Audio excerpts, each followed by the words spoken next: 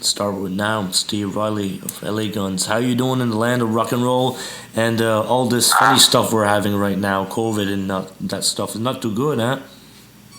Well, I tell you what, bro. Like it's been a crazy year, and it's just not us. It's everybody all over the place going through it. And what we did is we were supposed to go out in March of this year and start touring and have the whole album out in March. And when we found out we couldn't tour at all this year, we just went into a different mode and started releasing singles from the new album Renegades every 2.5 months, and we've got a whole full schedule to do in 2021. So we've just been dealing with it like everybody else. It's crazy. And talking about Renegades, the sound quality is incredible. It's superior. It's like been mixed well, mastered well. It's great sounding record. Oh, thank you. I appreciate that. I'm glad you like it. Oh, love it. So let's go and dissect the album a little bit, like drums and stuff. You experiment different ways of miking, or is it always the same way you've been doing since the days of W.A.S.P and early days of LA Guns? Yeah, the biggest difference is not so much in the way I mic'd my drums up, because I produced Renegades too. It's pretty much the quality of how you're going to produce it and record the drums. Obviously, in the 80s, there was a lot of reverb and a lot of, they were wide-sounding drums, and everybody was recording that way. On Renegades, I wanted to make sure that it was a little bit of a tighter sound, a little bit more of a realistic sound, so like it sounded like a real drum kit and not too bombastic. And in the 80s and even in the 90s, people were putting a lot of rum on the mic, and it was just a real wide-sounding drum, and it really fit for the time.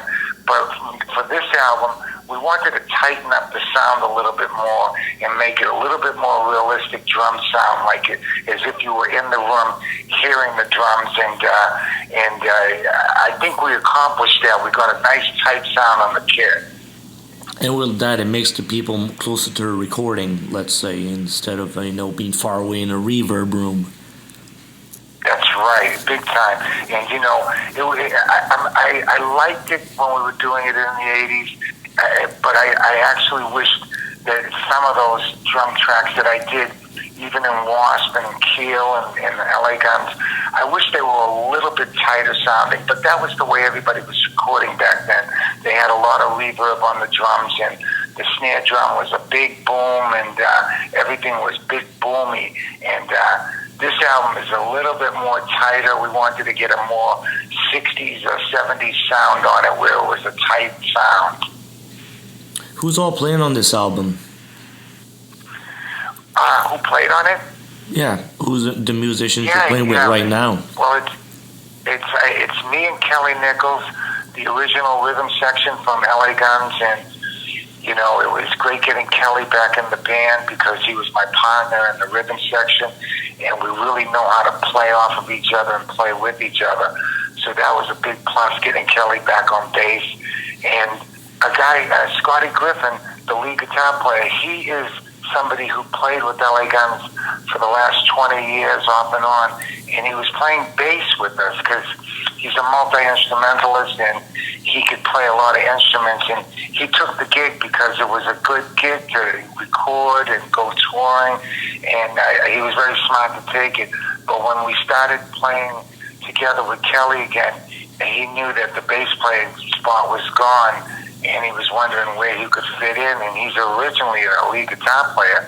So I just told him, let's get you back on lead guitar, and it was a great decision that I made because he just really stepped up to the plate and played great guitar and brought in some great songs on this album.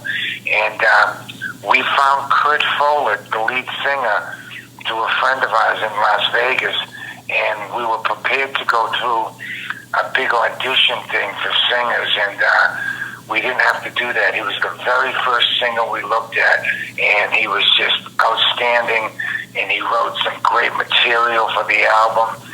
and he happened to be a big fan of LA Guns too. So when we play live, he stays really true to the LA Guns sound on the older material. So, you know, we really lucked out, Kelly and I, because we didn't have to audition anybody for lead guitar or lead vocalist. They were the very first guys that we looked at, and they worked out just tremendous. It was great. That sounds like awesome. And you know, how you guys get together to record this album? It was basically done before COVID-19, I imagine.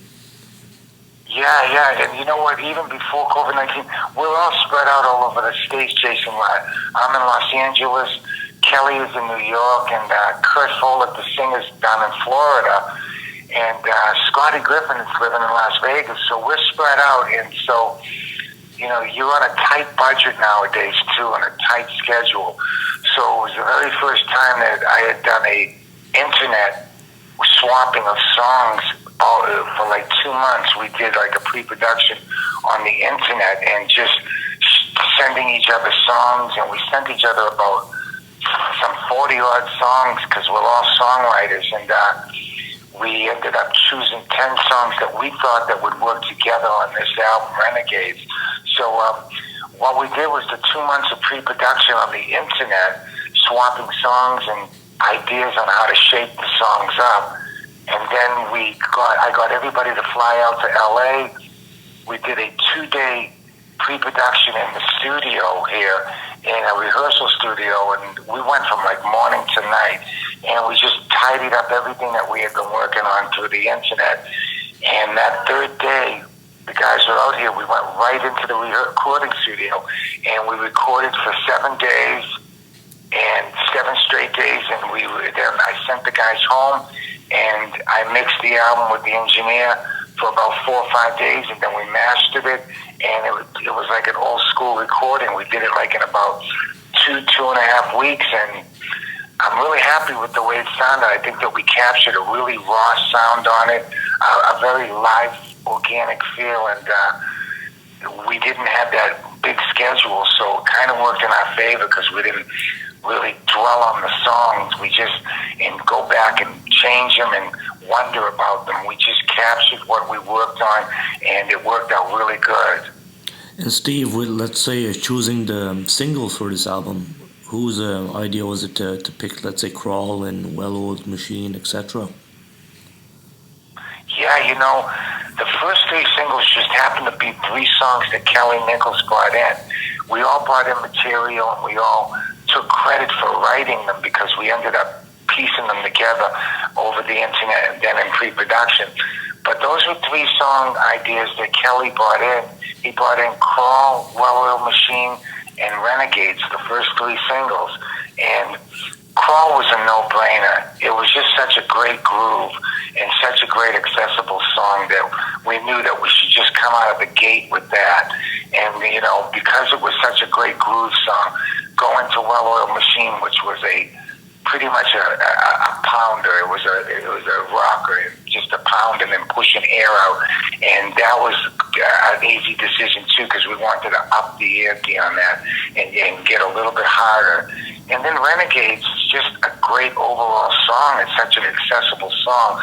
So they happen to be 3 songs that Kelly brought in, and they were the first 3 singles. And we released the 4th single the week before the album came out, called All That You Are, and that was a song that Kurt Folek, the singer, had brought in. And we're just so happy now that the album's out too, so everybody can hear the whole thing. And another thing too, classic artwork. It never gets old. It's always good to see a good old LA Guns artwork album. Right, yeah, and you know, I tell you what, all our albums have been really eclectic, where we move from one kind of a style to another in the songs. We stay kind of true to LA Guns sound, but we move around with it. We never really write 14 heavy, hard rock songs in a row. We like to move it around with styles and different feels and have the album move well together. And I think we accomplished that, and all of the artwork that you see, all of that, the new badge, all of the T-shirts, all of the anything you see on the CDs and the LPs, and just anything, the artwork that you see from me and Kelly Nichols. Kelly Nichols does all of the artwork, so he's not only like a really good prolific songwriter, he's a really great artist too. He's got a great eye, so he does all of that artwork, and I handle like the production on the albums. And Steve, you've got some big connections in Nova Scotia, I've heard. I do. My family is from West Caledonia, and my grandmother and grandfather, they passed away, but they had a farm up there, and a big spread. We used to go up there every summer, and it was just a blast. I love Nova Scotia. I love West Caledonia, and we would we had relatives in Halifax too that we would go down and visit. And so I have a big connection to Nova Scotia, and my grandmother and grandfather also came down to move into Boston, and that's why I grew up in Boston. But they always had the farm up in West Caledonia, and when they were ready to retire, they went back up there to live the rest of their lives. And then we would go up every summer and just have a blast up there. I love Nova Scotia, and there's a big connection with Canada, not just me.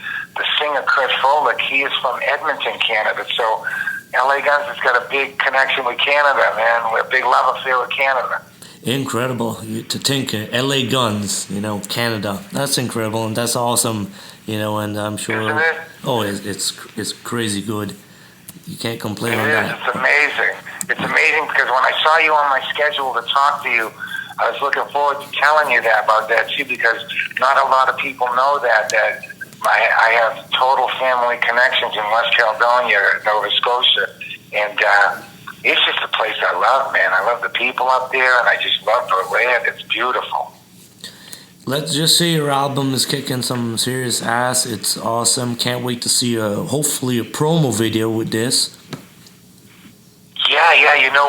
I tell you what, brother, we've got a full schedule ahead of us, and all the gigs from 2020 are in 2021, and we plan on coming up to Canada too. I hope that we get close and get to visit Nova Scotia or really close there, but we plan on going to New Zealand, Australia, and Japan, and then up to Europe and Scandinavia, and obviously a bunch of dates in the States.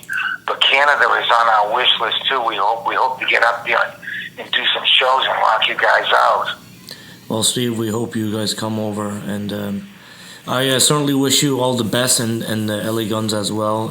You guys are really good at what you guys do, and the album's great, Renegades. Oh, man, I'm so glad you like it. Thanks so much for the great words. And, I know, too, bro, that it's very difficult for fans to find out where we're playing, how to get the album, and how to get merchandise, and just see some fun videos. They can find everything at laguns.net, and they can see where we're going to be playing, how to order the new album, Renegades, and just a bunch of fun stuff up there. So, yeah, the fans can go to laguns.net and find out everything. Okay, Steve. Well, I appreciate you all taking the time to talk to me tonight, and wish you all the best, and hope you stay safe. You too, brother. Jason, stay safe, brother. Thanks for the support, and you be safe, and I'll talk to you and maybe hopefully see you real soon in 2021, okay, bro? Hopefully soon. You have a good one, my friend. All right. You too, brother. Be safe. I'll talk to you later. Okay, Bye-bye. Later.